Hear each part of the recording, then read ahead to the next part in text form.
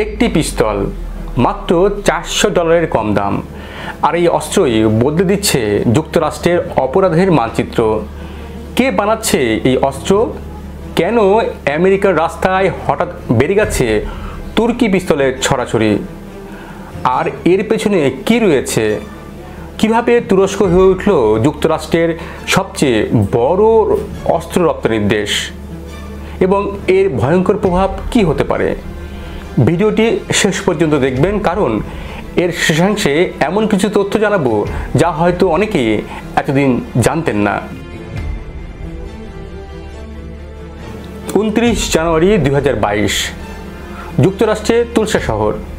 18 বছরের এক তরুণ আইজা জোন্স রাস্তায় গুলি খেয়ে মৃত্যুর কোলে ঢলে পড়ে। হত্যাকারী আরেক 18 বছরের যুবক স্যার মাইকেল মার্গান জুনিয়র। কোনো পারিবারিক শত্রুতা নয়, কোনো গ্যাং ওয়ারও নয়, একটি সস্তা তুর্কি পিস্তল দিয়ে ঘটানো হয় এই হত্যাকাণ্ড। আর এখানেই গল্পের শুরু। করোনা মহামারীর সময় আমেরিকানদের মধ্যে একটি ভয় জন্ম নেয়। খাবার ওষুধের সঙ্গে তারা কিনতে শুরু করে বিপুল পরিমাণ অস্ত্র। মার্কিন ইতিহাসে সবচেয়ে বেশি আগ্নেয়াস্ত্র বিক্রি হয় সেই সময়ে। কিন্তু তখনই সামনে আসে এক নতুন সমস্যা।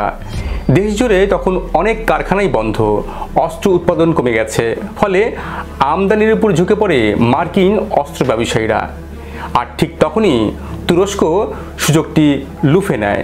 90 দশকে তুরস্ক ছিল অস্ত্র উৎপাদনে পিছিয়ে, কিন্তু কুর্দি বিদ্রোহ দমনে উন্নত অস্ত্রের প্রয়োজন দেখা দিল এবং সরকার তখন এখানে বিনিয়োগ করতে শুরু করলো। এরদোয়ানের আমলে অস্ত্র শিল্পের বড় রূপান্তর ঘটে। দেশীয় উৎপাদন বাড়ানো হয়, নতুন নতুন কোম্পানি গড়ে ওঠে।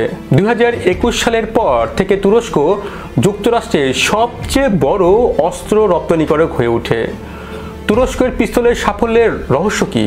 উত্তর সহজ, সস্তা, হালকা এবং ছোট সাইজের, ব্যবহারযোগ্য এবং নতুনদের জন্য বানানো। নারী, তরুণ এবং আফ্রিকান আমেরিকানদের মধ্যে দ্রুত এটি জনপ্রিয় হয়ে ওঠে। মাত্র $400 কম দামে, যেখানে ইউরোপীয় বা আমেরিকান পিস্তলের দাম এর চেয়ে দ্বিগুণ অথবা তার চেয়েও অনেক বেশি। ফলে নিম্ন আয়ের মানুষের কাছে এটি একমাত্র গ্রহণযোগ্য অপশান হয়ে ওঠে। কিন্তু বিপদ এখানেই, যে অস্ত্র বেশি জনপ্রিয় সেটি আবার অপরাধে বেশি ব্যবহৃত হচ্ছে। এটিএফের তথ্য মতে 2023 সালে অপরাধ স্থল থেকে উদ্ধার হওয়া 74% অস্ত্র ছিল পিস্তল, আর অর্ধেক ছিল 9mm। আর এই তালিকায় শীর্ষে ছিল তুরস্ক। তুরস্ক শুধু পিস্তল নয়, আরও অনেক সামরিক সরঞ্জাম তৈরি করছে, ড্রোন, কামান, শটগান। আর এই অস্ত্র রপ্তানি থেকে যে আয় হয় তার একাংশ তুরস্কের সামরিক শিল্পকে শক্তিশালী করতে ব্যবহৃত হয়। 2023 সালে SYS এর আয় ছিল $190 মিলিয়ন, যা মার্কিন সরকারের তুরস্ককে দেওয়া নিরাপত্তা সহায়তার 3 গুণ। বিশেষজ্ঞরা বলছেন, আমেরিকার দুর্বল অস্ত্র নিয়ন্ত্রণ আইনের সুযোগ নিয়ে তুরস্ক এই লাভবান অস্ত্র বাজার দখল করেছে। এই অস্ত্রগুলো শুধু আমেরিকাতেই নয়, পাকিস্তান, মিশর, সুদান, ইরাক, এমনকি লিবিয়া, মিয়ানমারের মতো দেশে পাচার হচ্ছে। তুরস্ক যদিও জাতিসংঘের আর্মস ট্রেড ট্রিটে সই করেনি, ফলে আন্তর্জাতিকভাবে এই অস্ত্রের গন্তব্য ট্র্যাক করাও কঠিন। ডোনাল্ড ট্রাম্পের প্রশাসন আমদানির আইনে কিছু পরিবর্তন আনার চিন্তা করছে, কিন্তু বাস্তবে আমেরিকার এটিএফ এখন বাজেট সংকটে ঢুকছে।